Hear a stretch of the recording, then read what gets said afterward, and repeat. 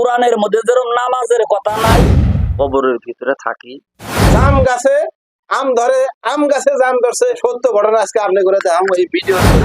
নামে একদল আল্লাহর ওলি ছিল, গাথার মধ্যে বৈশা তরাই হবে।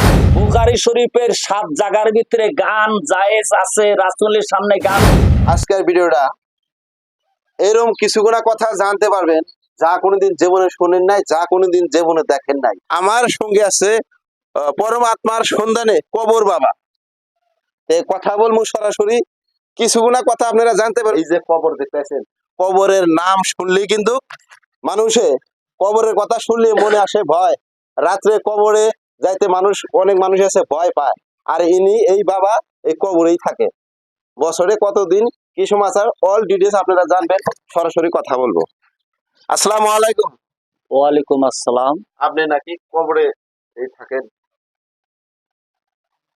আমি বছরে 30 দিন বা 40 দিন কবরের ভিতরে থাকি। এই সাধনাটা আমি করি, আমার গুরু জাহাঙ্গীর আল সুরে সুরে সাধনা দিয়েছে, তাই আমি আজকে 17-18 বছর থেকে এটা করি।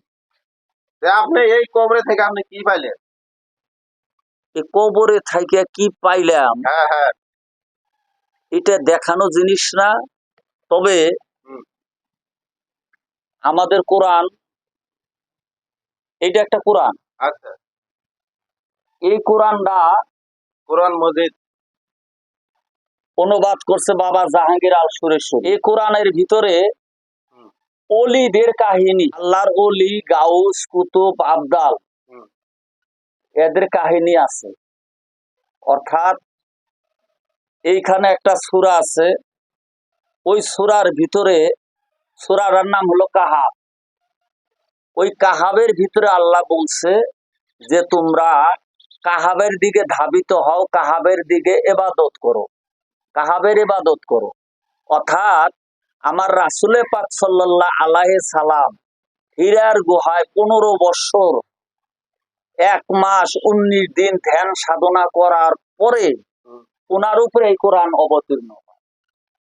সেই কোরআনের ভিতরে আল্লাহ বলছে যে তোমরা কাহাবের দিকে ধাবিত হও, অর্থাৎ হযরত মুহাম্মদ সাল্লাল্লাহু আলাইহি সাল্লামের জন্মের 20 বছর আগে কাহাব নামে একদল আল্লাহর ওলি ছিল, গাথার মধ্যে বৈশা তারা ইবাদত করত।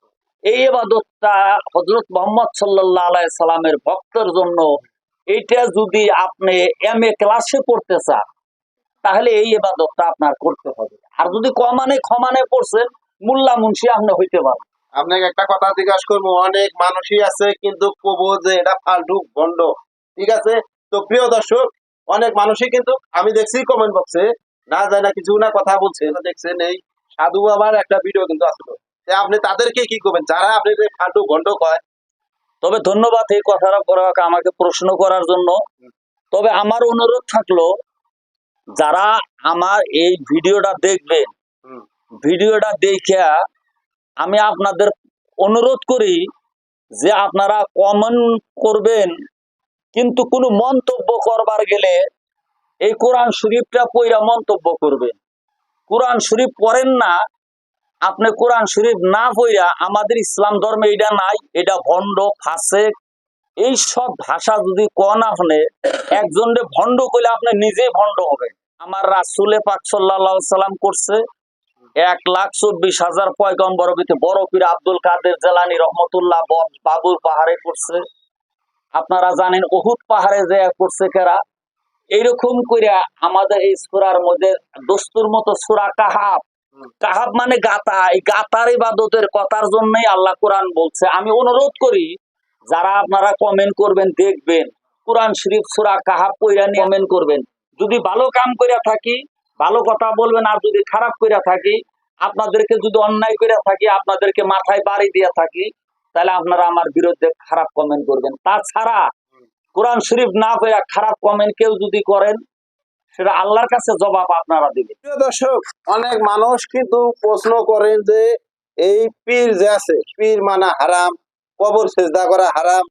দেখেন, কবর হারাম, কবরে তো সবই থাকা লাগবে, কবর সবরে যাইতে হবে, কিন্তু আসলে এইটা কবর না, এই গাতারে কবর কনায়। কবর মানুষের দেহের নাম হলো কবর। দেহ ছাড়া কোনোদিন আযাব হয় না, দেহ ছাড়া কোনোদিন আরাম হয় না। অতএব যে লোকটার দেহের ভিতরে খান্নাস থাকে সেই লোকটার দেহটারে কবর কয়। আর যে লোকটার দেহের ভিতরে খান্নাস মুক্ত সেই লোকটারে বাসার কয়। বাসার মানে আদম, আদম মানে আল্লাহর ওলি, আল্লাহর ওলি মানে গাউস কুতুব, যেগুলা কোরআনের ভিতরে পীর শব্দ নাই। কোরআনের মধ্যে যেরকম নামাজের কথা নাই, আছে সালাত।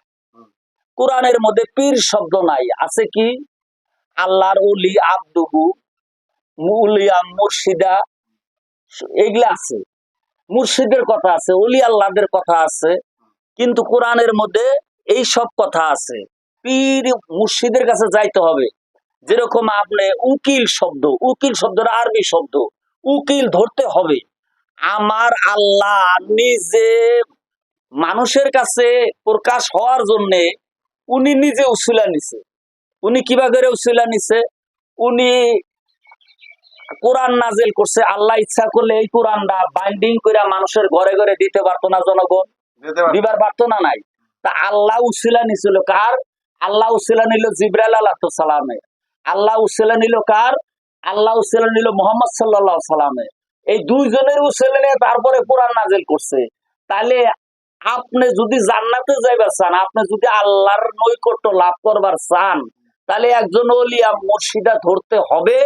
যদি না ধরেন তাহলে আপনি ইবলিসের ইবাদত করলেন। আর ওলি মুর্শিদের ইবাদত করলেন মানে ওলি আউলিয়াদের ইবাদত করলেন না, আল্লাহর ইবাদত করলেন। শরীয়ত মারফত দুইটা আছে। এই প্রোগ্রাম থেকে লাইনে যে মানুষে গান বাজনা করে, গান বাজনা রাসূলের বাড়িতে হয়েছে। গান বাজনা রাসূল নিজে শুনছে, কিন্তু গানের মধ্যে ইসকে সাদেকি, ইসকে ফাসিকি দুইটা আছে। ইসকে সাদেকি, ইসকে ফাসিকি। রাসূলের সময় এরকম খারাপ গান ছিল নাকি? রাসূলের সময় বিল্লাপ ছিল, গান ছিল না। গান বাজনা জায়েজ কি না জায়েজ এটাই আপনার প্রশ্ন। গান বাজনা জায়েজ নাই, গান বাজনা জায়েজ আছে। অশ্লীল গান বাজনা হারাম, অশ্লীল কথাবার্তা হারাম। কিন্তু যে গানের উপরে আল্লাহ রাসূলের আশেক হয়, যে গানের উপরে মানুষ কবরের কথা চিন্তা করে, যে গানের উপরে মানুষ পরকালের কথা চিন্তা করে, ওই গান রাসূলের বাড়িতে হয়েছে। পরকালের কথা, চিন্তার কথা। আমার রাসূলে পাক সাল্লাল্লাহু আলাইহি সাল্লাম একদিন ঈদের নামাজ পড়ে আইসা বিছনার মধ্যে শুইছে। আপনি সূরা, আপনি দস্তুর মতো আপনি বুখারী শরীফ পড়েন গা, বুখারী শরীফ পড়েন গা। বুখারী শরীফের 7 জায়গার ভিতরে গান জায়েজ আছে। রাসূলের সামনে গান করছে। রাসূল ঈদের নামাজ পড়ে আইসা যখন বিছনার মধ্যে শুয়ে রয়েছে, এক কানিতে আয়েশা আছে আর এক কানিতে আয়েশার বাবা কেরা আবু বকর সিদ্দিক আছে। দুইটা মেয়ে বাজনা বাজাইতে বাজাইতে আমার রাসূলের দরজার সামনে আইসা গান গাইতেছে। আবু বকর সিদ্দিক বলতেছে, তোমরা কি জানো না এখানে রাসূল ঘুম আসছে? তোমরা কেন গান বাজনা করো? মেয়েগুলা গান বাজনা বন্ধ করলো। আমার রাসূলে পাক সাল্লাল্লাহু আলাইহি সাল্লাম তখনই চাদর উৎসাহ করে নিয়ে বলল, তুমি এদেরকে গান বাজনা করার জন্য বন্ধ করার কেন নিষেধ করলা? কেন নিষেধ করলা? ওরা তো গান গাবে, এরা গান গাবে। আজকে ঈদের দিন গান গাবে। ওদের বাপ মরছে, ওরা ইতিম, কিভাবে মরছে ওই দুঃখের কাহিনী গোনা ওরা কান্দা কান্দা কইতাছে। এইটারে কয় গান, এটারে কয় বিল্লাহ। গান জায়েজ, তবে গান কি ধরনের জায়েজ আপনারা নিশ্চয়ই বুঝতে পারছেন। এই বাবার সঙ্গে আপনি নাকি জাম গাছে আম ধরাইছেন, না আপনি ধরেছেন না কে ধরেছে, এই বস্তুটা দেখার জন্য আপনি উঠবেন।